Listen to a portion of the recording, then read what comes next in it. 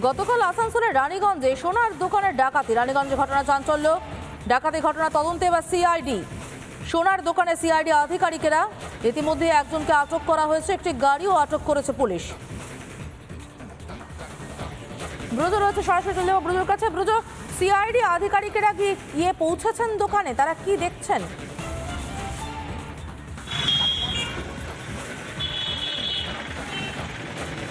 দেখো, এই মুহূর্তে আমি যেটা জানাচ্ছি তোমাকে যে রানীগঞ্জের যে ঘটনা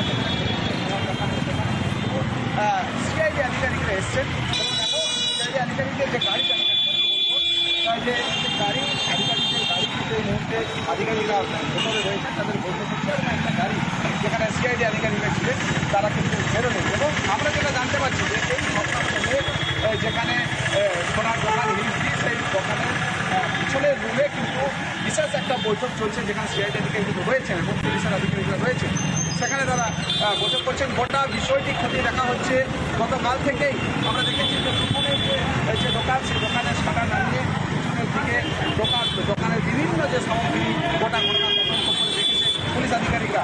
এবং এই মুহূর্তে আসানসোলের যে রানীগঞ্জের যে সোনার দোকানের যে ঘটনা, ডাকাতির ঘটনা, সেই ঘটনায় ঝাড়খণ্ডের গিরিডি এলাকায় সেখানে কিন্তু একজনকে আটক করা হয়েছে, একটা গাড়ি আটক করা হয়েছে। এবং ঘটনার পরেই আসানসোল দুর্গাপুর পুলিশ কমিশনারের পুলিশ আধিকারিকরা তারা কিন্তু দুষ্কৃতীদের ধাওয়া করে এবং গিরিডি পুলিশের সহযোগিতা নিয়ে গতকাল থেকেই সেই জায়গায় অভিযান চালানো হচ্ছে, প্রাকৃতিক অভিযান। এবং সেই অভিযানে একজন এবং আমরা জানতে পারছি ওই এলাকায় পুলিশ নিয়ে সে আরও বাকি যে দুষ্কৃতী তাদের খোঁজে তল্লাশি শুরু হয়েছে এবং তল্লাশি চলছে, যেটা এই মুহূর্তে খবর। অন্যদিকে আসানসোলের পুলিশ আধিকারিকরা এই ঘটনার তদন্ত শুরু করেছে। বিভিন্ন এলাকায় নাকা তল্লাশি এখনও জারি আছে এবং আধিকারিকরা এখানে রয়েছেন, পুলিশ মোতায়েন এই স্পটে রয়েছে, জায়গাগুলো ব্যারিকেড করে রাখা হয়েছে এবং সিআইডির একটা যে আধিকারিকরা তারাও ঘটনার তদন্ত করছেন। এবং কিছুক্ষণ আগে আমরা দেখেছি সিআইডি আধিকারিকরা এখানে কিন্তু ঢুকেছেন এবং তারা বিভিন্ন দিক তাদের মতো তাদের যে তদন্তের কাজ, সেই তদন্তের কাজ তারা কিন্তু খতিয়ে দেখছেন। এবং বাইরে পুলিশের মোতায়েন, পুলিশের টহলদারি আমরা দেখতে পাচ্ছি। গোটা ঘটনায় রীতিমতো দেখো, গতকাল দুপুরবেলায় যেভাবে তাণ্ডব চালিয়েছে কয়েক ঘন্টা ধরে, একদিকে ডাকাতির ঘটনা, এলোপাতারি গুলি।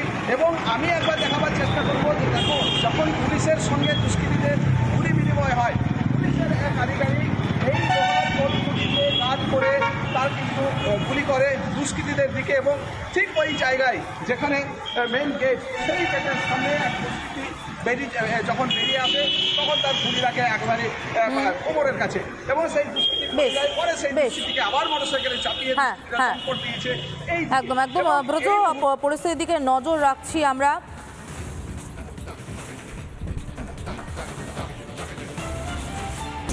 কসবা ইন্দু পার্ক এলাকায় গতকাল রাতে ভয়াবহ ঝামেলা তৈরি হয়। দুষ্কৃতীরা এসে বোমাবাজি করে, গুলি চালায় বলে অভিযোগ। এই বাইকটি ভাঙচুর করা হয়েছে, এই গেটটি ভাঙচুর করা হয়েছে। ঘরের ভিতরে ঢুকে এসে মারবে আমাদের ছেলেগুলো ঢুকেছে, ওদের হাতে অস্ত্র আছে, বোমা ফাটিয়ে গেছে। এখানে পার্টি করছিস, ফ্যামিলিকে মেরে ফেলবো, একদম শেষ করে ফেলবো।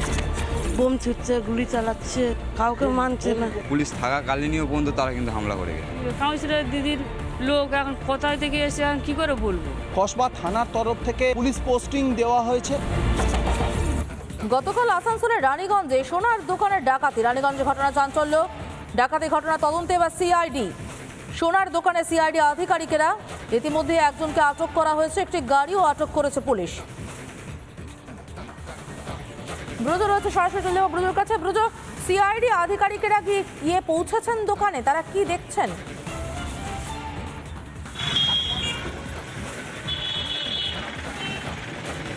দেখো, এই মুহূর্তে আমি যেটা জানাচ্ছি তোমাকে যে রানীগঞ্জের যে ঘটনা সিআইডি আধিকারিকরা এসছেন। দেখো, সিআইডি আধিকারিকের যে গাড়ি যে গাড়ি আধিকারিকের গাড়ি কিন্তু এই মুহূর্তে আধিকারিকরা ভেতরে রয়েছেন, তাদের বলতে হচ্ছে এবং একটা গাড়ি যেখানে সিআইডি আধিকারিকরা ছিলেন তারা কিন্তু বেরোলেন। এবং আমরা যেটা জানতে পারছি যে এই ঘটনাক্রমে যেখানে সোনার দোকান হিলসি, সেই দোকানের পিছনের রুমে কিন্তু বিশেষ একটা বৈঠক চলছে, যেখানে সিআইডি আধিকারিকরা রয়েছেন এবং পুলিশের আধিকারিকরা রয়েছেন। সেখানে তারা বৈঠক করছেন। গোটা বিষয়টি খতিয়ে দেখা হচ্ছে।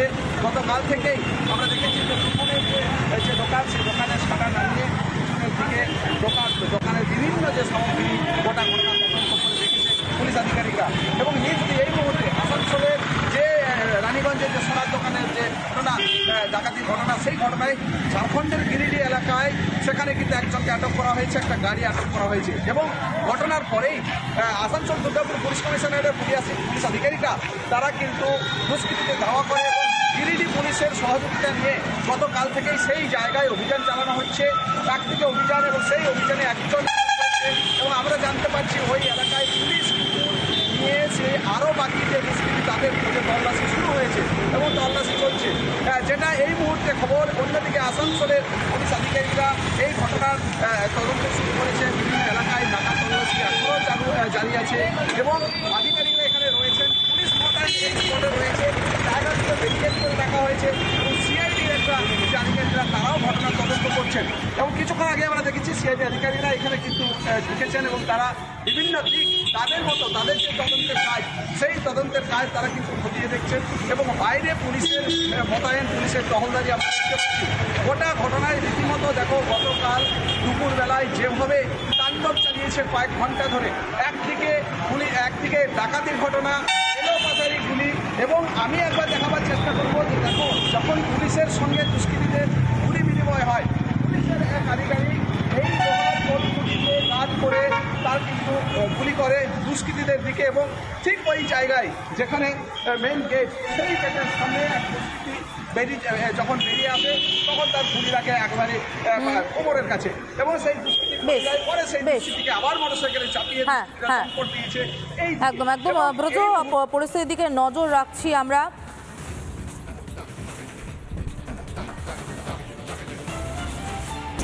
কসবা ইন্দু পার্ক এলাকায় গতকাল রাতে ভয়াবহ ঝামেলা তৈরি হয়। দুষ্কৃতীরা এসে বোমাবাজি করে, গুলি চালায় বলে অভিযোগ। এই বাইকটি ভাঙচুর করা হয়েছে, এই গেটটি ভাঙচুর করা হয়েছে। ঘরের ভিতরে ঢুকে এসে মারবে আমাদের। ছেলেগুলো ঢুকেছে, ওদের হাতে অস্ত্র আছে, বোমা ফাটিয়ে গেছে। এখানে পার্টি করছিস, ফ্যামিলিকে মেরে ফেলবো, একদম শেষ করে ফেলবো। বোম ছুটছে, গুলি চালাচ্ছে, কাউকে মানছে না। পুলিশ থাকাকালীনও পর্যন্ত তারা কিন্তু হামলা করে গেছে।